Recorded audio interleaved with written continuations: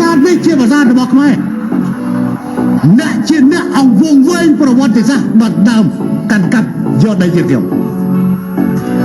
ញុំរងចាំកំដរជូនជានិច្ចខ្ញុំបញ្ជាសកម្មភាពនៅវាលន្ទីដោយអាមេរិកបញ្ជាវាយរៈដូចគ្នាបញ្ជាដល់មកបណ្ដោះវាយយើងមិនចូលដីគេតែមិនអនុញ្ញាតឲ្យគេចូលដីយើងយីអាចោលលួចដីឲ្យសោះនោះចង់និយាយថាជាតិសាសន៍ខ្ញុំសុំតែសុខសន្តិភាពទេបើនៅតែបំពេញយ៉ាងនេះអាចកំដរបានបងប្អូនខ្ញុំ Sisters fight នេះបងប្អូនខ្ញុំយកបើឯងវាយអញហើយអញមិនវាយទុកទៅឲ្យកូនវាយទៅឲ្យលើទឹកចិត្តជារបស់ខ្ញុំសូមតែសុខសន្តិភាពទេតែបើចង់មកឈ្លានពានទឹកដីពួកយើងអាចកំដរបាន Go fight ថៃកើតនៅពេលណាថៃកើតចេញពីសកលរតីកើតនៅសតវត្សទី13ថៃបញ្ចប់នៅឆ្នាំ1930ដូរពីថៃមកសៀមពីសៀមមកថៃតើព្រះវិហារធ្វើនៅសតវត្សណាតាំងពីសតវត្សទី10ចឹងម៉ែគាត់ឪគាត់ដូនតាគាត់ក៏កើតមិនទាន់ដែររឿងអីភាសាព្រះវិហារគឺជារបស់អ្នកឯងវាអត់ត្រូវនេះគឺជាប្រវត្តិសាស្ត្រដែលកូនខ្មែរត្រូវចងចាំគ្រប់គ្នាប្រាសាទតាเมินคงเป็นของไทยที่นี่ประเทศไทยถอยไม่ได้แม้แต่เซนเดียวถ้ามึงอยากลบก็เข้ามาไอ้สัตว์អញ្ចឹងពីឋានផ្ទះឥឡូវកាចណាស់បងប្អូននេះអញ្ចឹងប្រយ័ត្នប្រយែងខ្លួនប្រាណផងណាហើយអារឿងណាដែលមិនពិតនឹងកុំប្រឌិតយកមកនិយាយច្រើនពេកប្រយ័ត្នផ្ទះបាញ់ខផមឈោជើងនៅការពារព្រំដែនអូនអើយលំបាកមែនសែនមកនៅព្រំដែនឆ្ងាយពីស្រីថ្លៃការពាររក្សាទឹកដីខេមរាសពថ្ងៃគេងតែអង្រឹងហូបបាយលើដីលំបាកក្នុងព្រៃស៊ូអត់ធន់ល្បាតថ្មើរជើងសាក់រោកំភ្លើងគ្រប់តូចធំ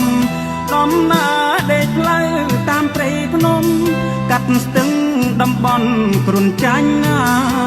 មុំសពសក្តាសេរពឹងមានគ្រប់ទីទិសឃើញជាប្រចាំមានទាំងគ្រប់មានក៏ប្របឆ្នាំហានិភ័យជុំវិញទីហ៊ានព្រំដែន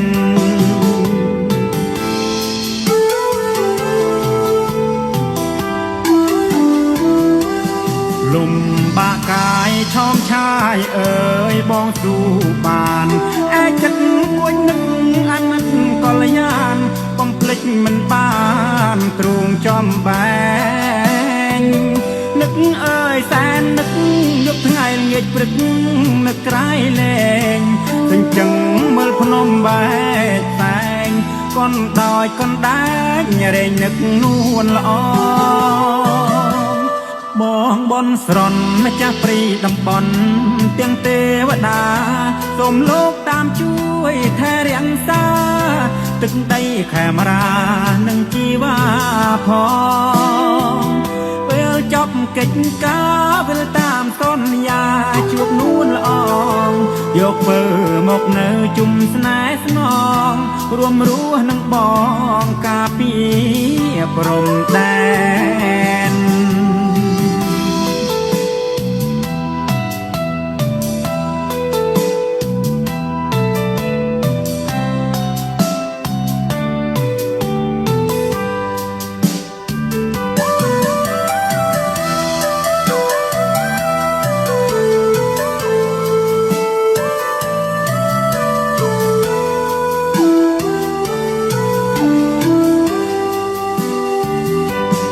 លំបាកកាយឆោមឆាយអើយបងស៊ូបានឯចិត្តគួចនឹកអាណិតកល្យានបំភ្លេចមិនបានទ្រូងចំបែងនឹកអើយសែននឹកយប់ថ្ងៃល្ងាចព្រឹកនឹកក្រៃលែងទិញចឹងមើលភ្នំបែកតែងកូនដោយកូនដែងរែងនឹកនួនល្អប បងបនស្រន់ម្ចាស់ព្រីតំបន់ទាំងទេវតាសូមលោកតាមជួយថែរក្សាទឹកដីខេមរានិងជីវ៉ាផងពេលចប់កិច្ចការវិលតាមសន្យាជួបនួនល្អងយកធ្វើមកនៅជុំស្នេហ៍ស្នងរួមរស់នឹងបងការពារព្រំដែន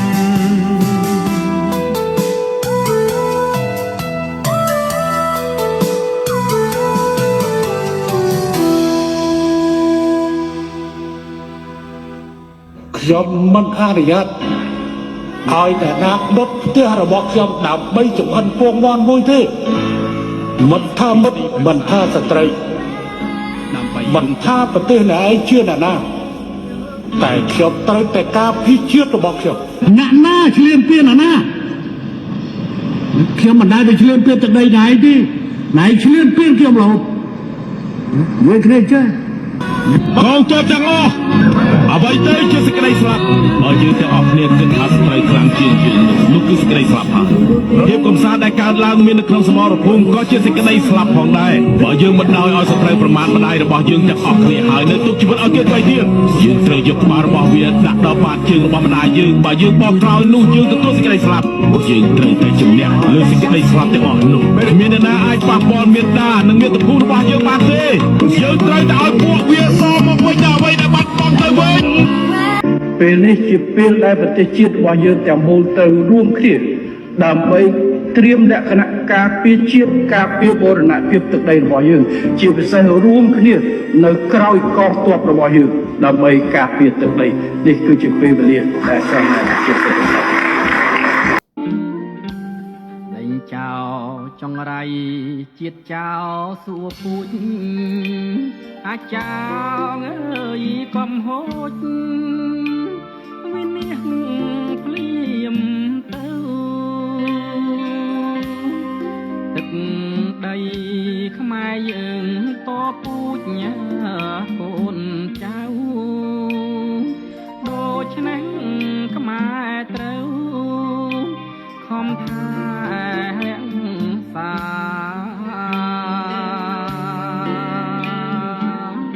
សម្រែកឈាមខ្មែរអ្នកស្នេហាជាតិអើយស្រែកហៅម្ដងទៀតអស់ញាតិខែមរាក្រោកឡើងកូនខ្មែរស្រុកស្រែចំការជួយវាយប្រហាចៅបំផ្លាញជាតិណាកំចាត់ឲ្យអស់ឈាមថោកចង្រៃកុំបងអើយអងដៃស្ងៀមតទៅទៀតបើស្លាប់ក្នុងនាមស្មោះត្រង់ស្រង់ជាតិស្លាប់10ដងទៀតរឹតតែប្រសា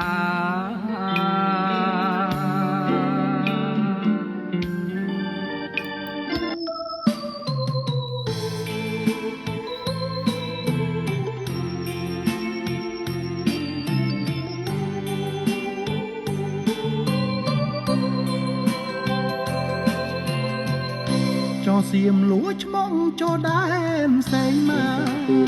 man bom pro hà không lăng cà pia prom đan oi ro buông slap hơi hàng chui chặt men tên mai rop mơ mờn sai cái đáy năng trai kê chuyên tiên thực chất cũng to vẫn cho nơi xiêm tiệt có pliêm pliêm rôm kia càng cỏ càng đi đó tiếng ha nâng thẳng vì cá róm liên đó có ngà thì hiền đã tiêm công lăng tóm to hạc cho hạc đây មិនតូចរុញរីឆាន់ទាំងការពីព្រំដែនទឹកដី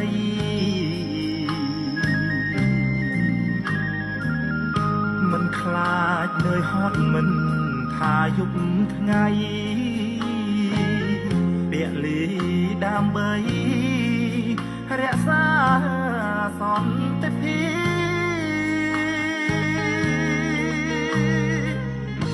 រែកពុនរឿងជាតិឆ្ងាយប្រពន្ធកូនទោះបីត្រូវសូនក៏មិនបកក្រោយបូជាសាច់ឈាមជូនជាតិខ្មែរហើយប្រពន្ធបងអើយអូនកុំតូចចិត្តអរគុណប្រពន្ធបងដ៏សែនល្អអត់ធ្ងន់មាត់ក៏យល់ដល់ចិត្តប្តីទោះបងឃ្លាតឆ្ងាយមិនដែលភ្លេចថ្លៃភារៈជាប្តីបងត្រូវរ៉ាប់រង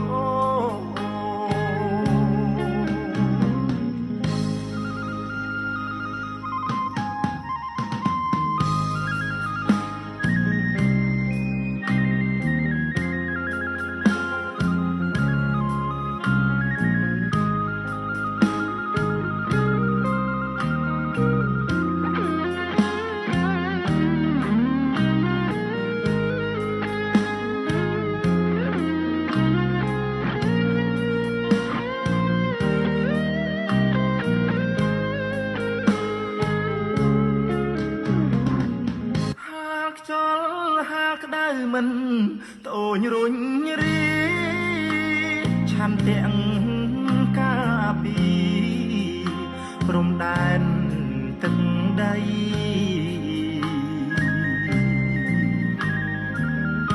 មិនខ្លាចនឿយហត់មិនថាយប់ថ្ងៃពលីដើម្បីរក្សាសន្តិភាព